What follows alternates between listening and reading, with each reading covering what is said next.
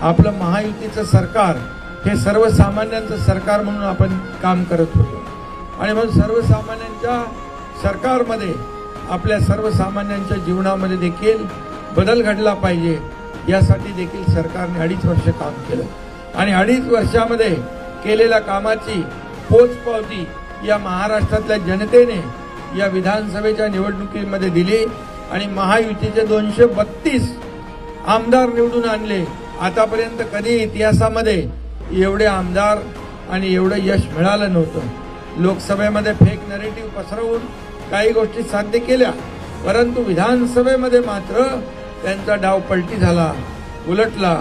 आणि म्हणून मी एवढंच सांगतो, इथे काही राजकीय व्यासपीठ नाही, परंतु जे काम आपण महायुतीने केलं गोरगरिबांसाठी, प्रकल्प पुढे नेण्यासाठी, कल्याणकारी योजनांसाठी, त्याचा परिपाक या विधानसभेच्या निवडणुकीमध्ये आपल्याला पाहायला मिळाला।